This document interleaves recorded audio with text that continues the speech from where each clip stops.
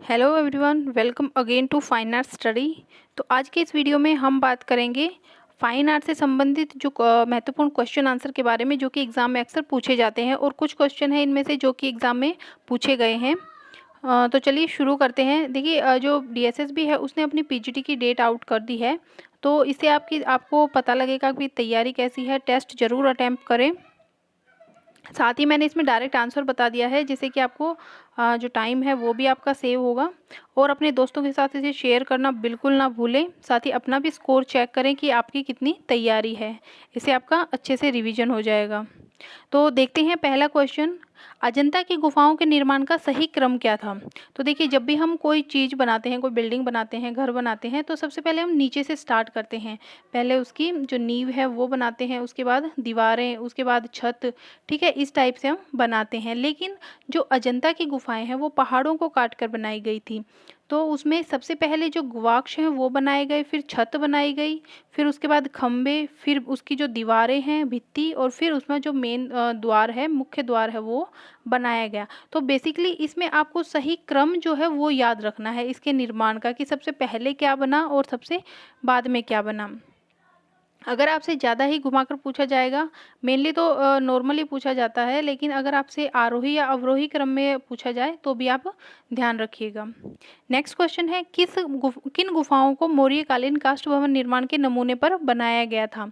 तो देखिए, जो अजंता की गुफाएं हैं उनको मौर्यकालीन काष्ठ भवन निर्माण के नमूने के आधार पर बनाया गया था। ये डीएसएसबी में एक बार क्वेश्चन पूछा भी गया था।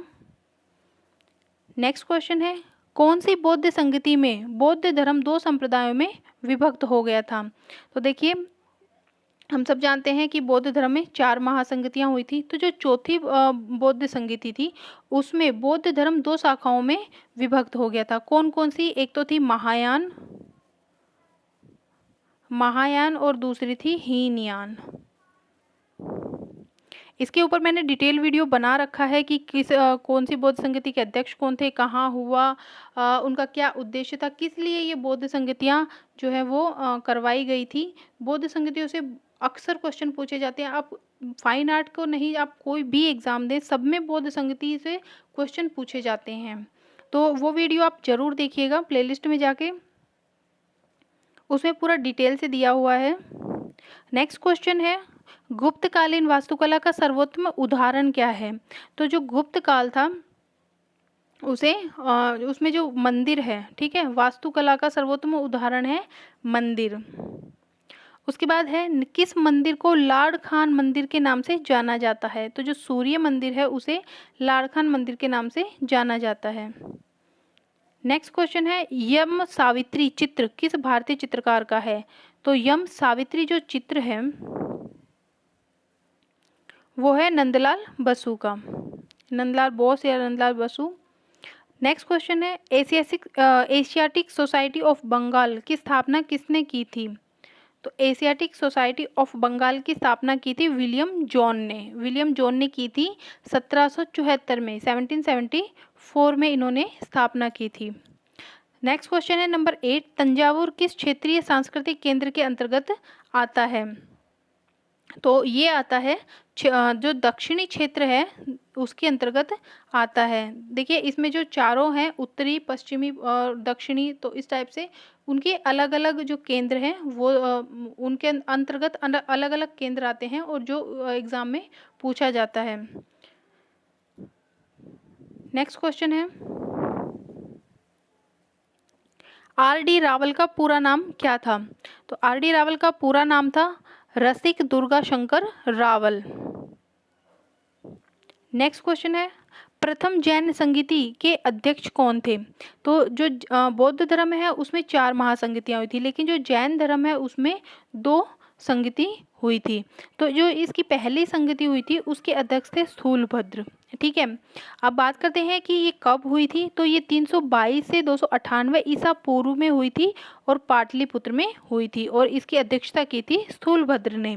उसके बाद जो द्वितीय महासंगति है वो हुई थी 512 ईस्वी में, वल्लभी में हुई थी, और इसकी जो अध्यक्षता है वो की थी देवर्षि क्षमा श्रवण ने।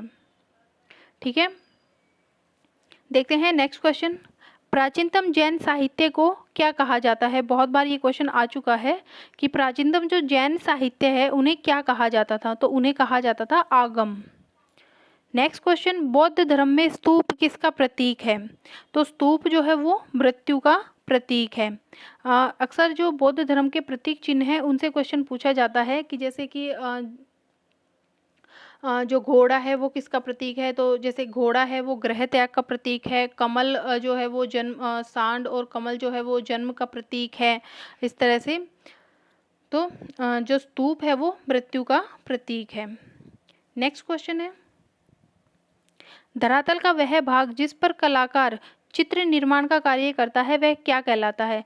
तो कोई भी सरफेस है जिस पर हम चित्र बनाते हैं वो कहलाता है, ये जो पूरा स्पेस है, ठीक है, ये कहलाता है अंतराल।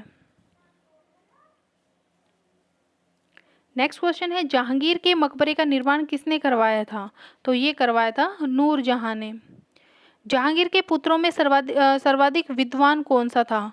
तो जो दारा शिकोह था वो जहांगीर के पुत्र थे और वो सबसे ज़्यादा विद्वान थे। तो ये थे हमारे 15 क्वेश्चन।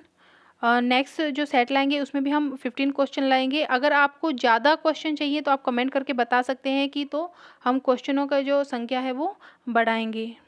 Thank you.